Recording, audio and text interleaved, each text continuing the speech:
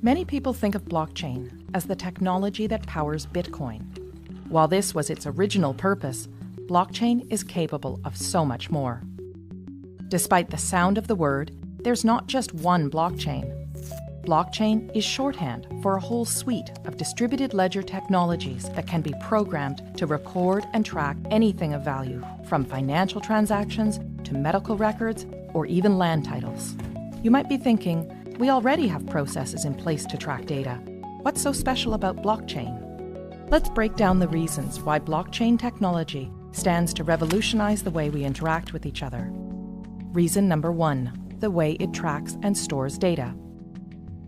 Blockchain stores information in batches called blocks that are linked together in a chronological fashion to form a continuous line, metaphorically, a chain of blocks.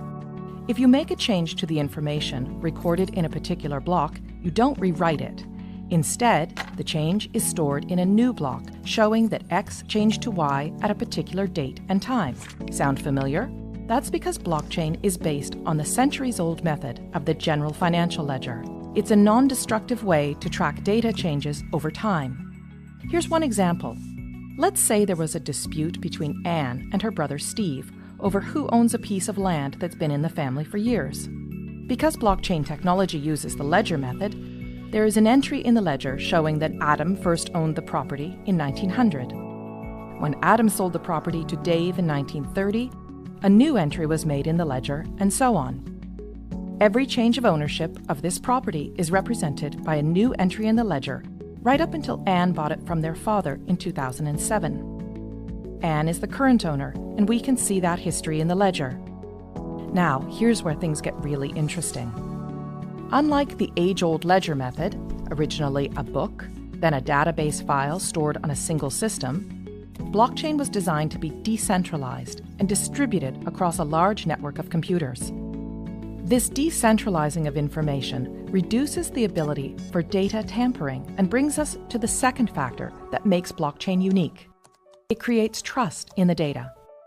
Before a block can be added to the chain, a few things have to happen. First, a cryptographic puzzle must be solved, thus creating the block. The computer that solves the puzzle shares the solution to all of the other computers on the network. This is called proof of work.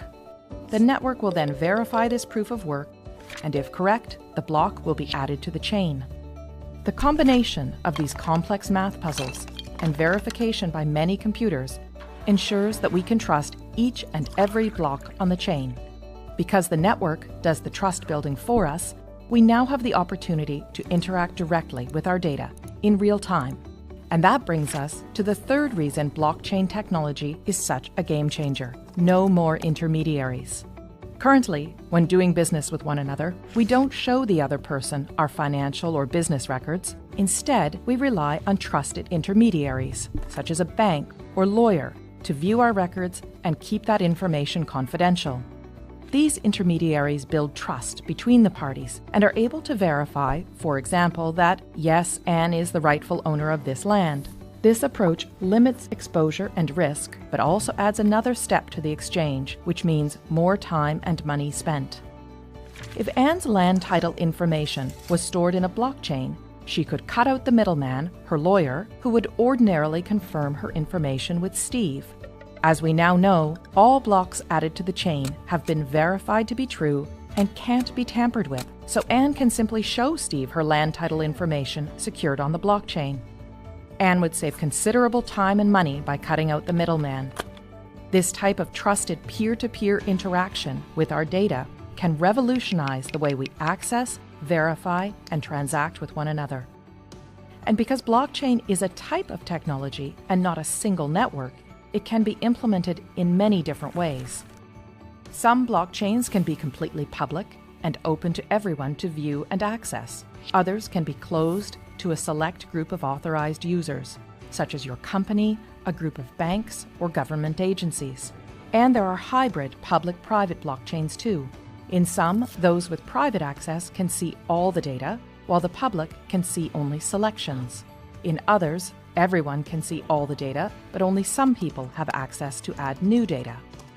A government, for example, could use a hybrid system to record the boundaries of Anne's property and the fact that she owns it while keeping her personal information private.